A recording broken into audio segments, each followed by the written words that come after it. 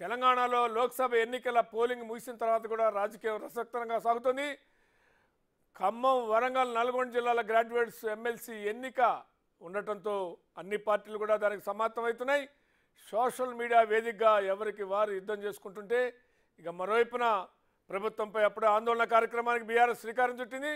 ధాన్యం కొనుగోలుపై ధర్నాలకు పిలిపించింది. ఇక మరోవైపున గ్రామ పంచాయతీ ఎన్నికలు కూడా అన్ని పార్టీలు రెడీ అవుతున్నట్టుగా ఉంటే ఇక ప్రభుత్వం పాలనపై దృష్టి పెట్టి ఇచ్చిన హామీలు అమలు చేయడానికి కసరత్తు ప్రారంభించింది.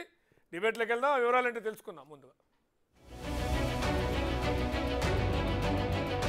తెలంగాణలో పోల్ హీట్ పెరుగుతూనే ఉంది.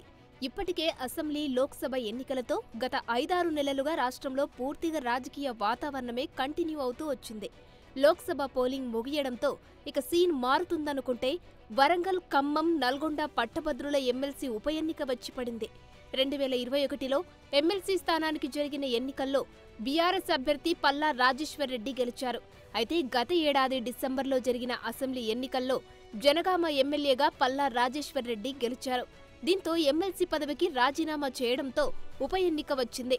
ఎమ్మెల్సీ ఉప ఎన్నికల్లో 52 మంది అభ్యర్థులు పోటీ పడుతున్నారు.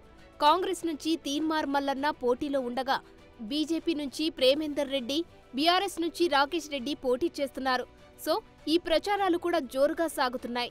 తమకంటే తమకే ఓటు వేయాలని ఈ 3 పార్టీల నేతలు క్యాంపెయిన్ చేస్తున్నారు. గతంలో ఇండిపెండెంట్గా పోటీ చేసిన తీన్మార్ మల్లన్న 2వ స్థానంలో నిలిచారు. ఇప్పుడు అధికార కాంగ్రెస్ నుంచి పోటీలో ఉండడంతో మరింత స్పీడ్ పెంచుతున్నారు.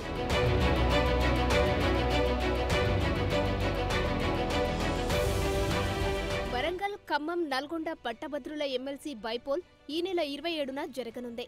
అయితే బీఆర్ఎస్ నుంచి రాకేష్ రెడ్డిని ఎంపిక చేయడంపై కొందరు నేతలు అసంతృప్తి వ్యక్తం చేశారు.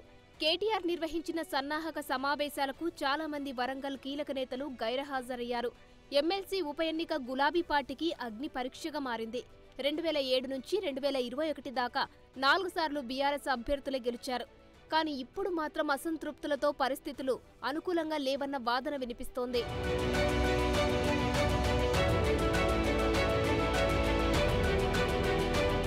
ఈ నెల 27న ఎమ్మెల్సీ బైపోల్ తర్వాత సర్పంచ్ ఎన్నికలు, ఆ వెంటనే స్థానిక సంస్థలకు పోలింగ్ జరిగే అవకాశాలు కనిపిస్తున్నాయి.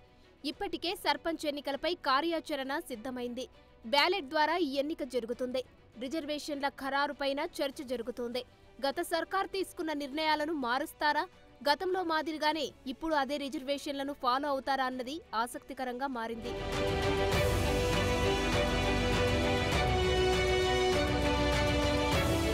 వరుస ఎన్నికలతో పబ్లిక్లో ఉండడానికి విపక్షాలు పూర్తి స్థాయిలో సిద్ధమవుతున్నాయి. బీఆర్ఎస్, బీజేపీ అయితే వరి ధాన్యం కొనుగోళ్లు వేగంగా పూర్తి చేయాలని 500 రూపాయల బోనస్ ఇవ్వాలంటూ ఆందోళనలు చేస్తున్నాయి. మరోవైపు సీఎం రేవంత్ రెడ్డి కూడా వర్షాకాలం మొదలు కాకముందే ధాన్యం కొనుగోళ్లన్నీ పూర్తి చేయాలని ఆదేశించారు. అదే సమయంలో ఖరీఫ్ పంట నుంచి బోనస్ ఇస్తామని ఇప్పటికే ప్రకటించారు. అయినా సరే బీఆర్ఎస్, బీజేపీ ఇప్పుడే బోనస్ ఇవ్వాలన్న వాదనను వినిపిస్తున్నాయి. ధాన్యం కొనుగోలు కేంద్రాల్లో అవినీతి జరుగుతోందని ఆరోపిస్తున్నారు. బీఆర్ఎస్ ఎమ్మెల్యేలు, నేతలు ధర్నాలు, రాస్తారోకోలు చేస్తున్నారు.